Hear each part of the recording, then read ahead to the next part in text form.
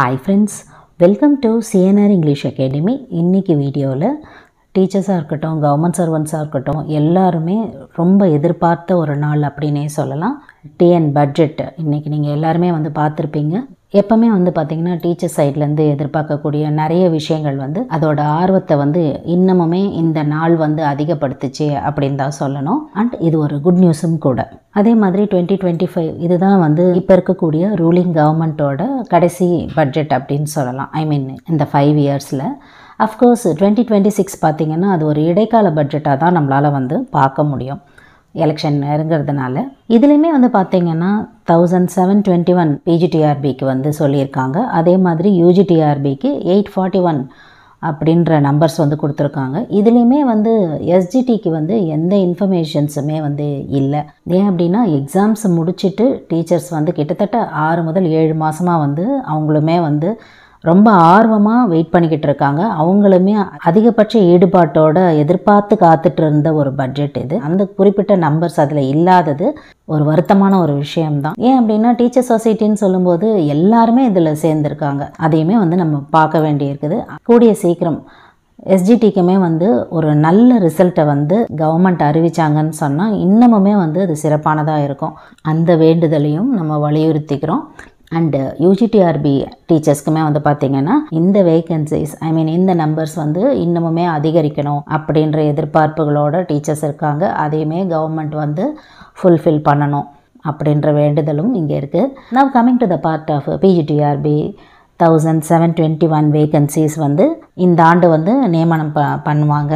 கூடிய சீக்கிரம் டிஆர்பி இதை அறிவிக்கும் அப்படின்ற இன்ஃபோஸ் பார்த்தோம். இதில் பார்த்திங்கன்னா நம்பர் ஆஃப் வேகன்சிஸ் எப்படி இருக்கும் எல்லா சப்ஜெக்ட்ஸ்க்கும் அப்படின்ற ஒரு இன்ஃபோ ஷேர் பண்ணுறோம். இந்த நம்பர் பார்த்திங்கன்னா கட்டாயம் அதிகமாகும். அதை ஃபஸ்ட்டே ஆஸ் த ஆஸ்பிரன்ஸ் நமக்கு நல்லாவே தெரியும். இந்த 1721 அப்படின்றது பார்த்திங்கன்னா கட்டாயம் நிறையவே அதிகரிக்கும். இட் டிபெண்ட்ஸ் அப்பான் எப்படின்னா இப்போ ஜூன் 1 இருக்கக்கூடிய நிலவரப்படி காலி பணியிட நிலவரங்கள்லாம் சேகரித்தாங்க இல்லைங்களா. அதே மாதிரி at the time of postings கண்டிப்பாக இந்த நம்பர் இன்னும் அட்ராக்டிவாகவே அதிகரிக்கும். ஆடண்டமும் நம்ம எதிர்பார்க்கலாம். That is different. ஆனால் நம்ம இந்த 1721க்கு பார்க்கும்போது கூட 11 சப்ஜெக்ட்டுக்கு ஒரு ஈக்குவல் ரேஷியோவாக பார்த்திங்கன்னா ஒரு 150 வேகன்சிஸ் கிட்ட வருமானலாம் ஒரு சில டீச்சர்ஸ் வாட்ஸ்அப் பண்ணியிருந்தாங்க. அந்த மாதிரி கிடையாது. எந்தெந்த சப்ஜெக்ட்டுக்கு எவ்வளோ வேகன்சிஸ் இருக்குதோ அதை பொறுத்து தான் நம்மளோட வேகன்சிஸ் அமையும். அதாவது பர் சப்ஜெக்ட்டுக்கு. இதில் இந்த 11 சப்ஜெக்டில் பார்த்திங்கன்னா அதிகப்படியான பிஜி டீச்சர்ஸ் இருக்கக்கூடிய சப்ஜெக்ட் பார்த்திங்கன்னா இங்கிலீஷு, தமிழ் அண்டு மேக்ஸு. இதை 2022 பார்த்திங்கனாலுமே மல்டி செஷன்ஸ் நடந்த சப்ஜெக்ட் இது தான் நமக்கு எல்லாருக்கும் தெரியும். கொஞ்சம் முன்ன பின்ன இருக்கும் இங்கிலீஷா தமிழா மேக்ஸான்னு. ஆனால் ஈக்குவல் ரேஷியோன்னு சொல்ல முடியாது. இவங்க தான் இந்த 11 சப்ஜெக்டில் அதிகமாக இருக்கக்கூடிய சப்ஜெக்ட் ஆஸ்பிரன்ஸு. அண்ட் அதே மாதிரி எல்லா பிஜிடிஆர்பி நோட்டிஃபிகேஷன்ஸ்லேயுமே லாங்குவேஜுக்கு பார்த்திங்கன்னா அதிகமாக தான் இருக்கும் வேகன்சிஸு. அதுலேயுமே தமிழில் அதிகமாக இருக்கும். தமிழோட இங்கிலீஷ் கம்பேர் பண்ணும்போது இதில் ஒரு 250 கொடுக்குறாங்க அப்படின்னு சொன்னால் இங்கிலீஷ்க்கு ஒரு 198. நான் லாஸ்ட் டைம் வந்த வேகன்சிஸோட இன்ஃபர்மேஷன்ஸ் சொல்கிறேன். அதே மாதிரி தான் எப்போவுமே பார்த்திங்கன்னா தமிழுக்கு அதிகமாக இருக்கும். அதை விட கொஞ்சம் டிஃப்ரென்ஸ் இருக்கும் இங்கிலீஷ்க்கு. இந்த முறையுமே பார்த்திங்கன்னா நம்ம ஒரு 200க்கும் மேற்பட்ட வேகன்சிஸை எதிர்பார்க்கலாம் லாங்குவேஜில். அந்த அளவுக்கு வேகன்சிஸ் இருக்குது. இன்க்ளூடிங் ரிட்டைர்மெண்ட் வேகன்சிஸ் இதெல்லாம் நிறையவே இருக்குது. அண்ட் அஃப்கோர்ஸ் மேக்ஸுக்குமே கூட. சயின்ஸ் அண்டு சோஷியல் சயின்ஸை பார்த்திங்கன்னா தான் கொஞ்சம் வேகன்சிஸ் கம்மியாக இருக்கும். அண்டு டீச்சர்ஸ் பார்த்திங்கன்னா இந்த சப்ஜெக்ட் தமிழ், இங்கிலீஷ், மேக்ஸ் எல்லாம் கம்பேர் பண்ணும்போது அதில் கொஞ்சம் கம்மியாகவே தான் இருக்காங்க. அது இன்னுமே கம்மியாகும். எக்கனாமிக்ஸ், ஜியாகிரஃபிலாம் போகும்போது பார்த்திங்கன்னா ரொம்ப கம்மியாக இருக்கும். ஸோ இதுதான் ஒரு காமன் ரேஷியோ. நடந்து முடிஞ்ச பிஜிடிஆர்பியாக இருக்கட்டும், இப்போ வரப்போகிற பிஜிடிஆர்பியாக இருக்கட்டும், ஒரு காமன் ரேஷியோ. இவ்வளோ வேகன்சிஸ் இருக்குது அப்படின்னு சொன்னால் எந்த சப்ஜெக்ட்டுக்கு அதிகமாக இருக்கும் அப்படின்னு எல்லாருக்கும் ஒரு சின்ன அவுட் ஆஃப் கியூரியாசிட்டி இருக்கும் இல்லையா. அதை நம்ம இப்படி புரிஞ்சிக்கலாம். அது இன்னமுமே அதிகமாக வந்தால் நமக்கு இன்னமும் சந்தோஷம்தான் இல்லைங்களா. இருக்கிறத விட இன்னும் அதிகமாக வரும்போது ரொம்பவே சந்தோஷம்தான். அது எல்லாருக்குமே இன்னும் அதிகரிக்கும் போது இன்னும் மட்டற்ற மகிழ்ச்சி தான், அதில் எந்த டவுட்டுமே கிடையாது. ஏன்னா ஒரு சில பேர் ஃப்ரெஷர்ஸ் வந்து இந்த மாதிரி டவுட்ஸ் இருக்குது, இப்போ இவ்வளோ சொல்கிறாங்களே 1700 அப்படிலாம் சொல்கிறாங்களே, அப்போ எவ்வளோ வேக்கன்சி இருக்கும் பர் சப்ஜெக்ட்டுக்கு அப்படின்னு சொல்லி. நீங்கள் வந்து அதுக்கு எந்த பயமுமே பட தேவையே கிடையாது. நமக்கு தேவையானது ஒரே ஒரு வேக்கன்சி தான். அண்டு அந்த பர்டிகுலர் டே அனௌன்ஸ்மெண்ட்டை வர்றதுக்கு முன்னாடி கிடைக்கக்கூடிய ஒரு நாளுமே பார்த்திங்கன்னா நமக்கு போனஸ் டேஸ் தான். நம்மளோட ப்ரிப்பரேஷன்ஸை ரிலேட் பண்ணி தான் அந்த ஒரு வேக்கன்சியை நம்ம எந்த அளவுக்கு அதுக்கிட்ட நெருங்குறோம் அப்படின்றது தான் பாயிண்ட்டு. நீங்கள் வந்து இவ்வளோ வேக்கன்சி வரப்போகுது, இவ்வளோ கொடுக்க போகிறாங்க, அதிகரிக்க போதா, எப்போ வரும் அப்படின்ற அந்த மனக்குழப்பங்களுக்கு போகவே தேவை கிடையாது. ஒன்லி ஃபார் ஃப்ரெஷர்ஸ், அவங்களுக்காக சொல்கிறேன். ஏன் ஃப்ரெஷர்ஸ்க்கு மட்டும் மென்ஷன் பண்ணுறோம் அப்படின்னா, ஆல்ரெடி இருக்கக்கூடிய டீச்சர்ஸ் பார்த்திங்கன்னா புதுசாக அவங்களுக்கு சொல்ல வேண்டியதில்லை. ஓரளவுக்கு வந்து ஏற்கனவே எழுதியிருக்கக்கூடிய பிஜி டீச்சர்ஸ் பார்த்திங்கன்னா ஓரளவுக்கு நல்ல ஃபார்மில் தான் இருக்காங்க. புதுசாக வந்து எடுத்து படிக்கணும், இனிமே போய்ட்டு நியூ சிலபஸை ரிவிஷன் பண்ணணுன்றவங்க பார்த்திங்கன்னா சூழ்நிலை காரணமாக ரொம்ப பர்சன்டேஜில் கம்மியாக இருக்கிறவங்க மட்டும்தான். மற்றபடி பார்த்திங்கன்னா ஒரு நல்ல காம்படிஷன் போயிட்டுருக்குது, நல்லாவே படிச்சுட்ருக்குறாங்க.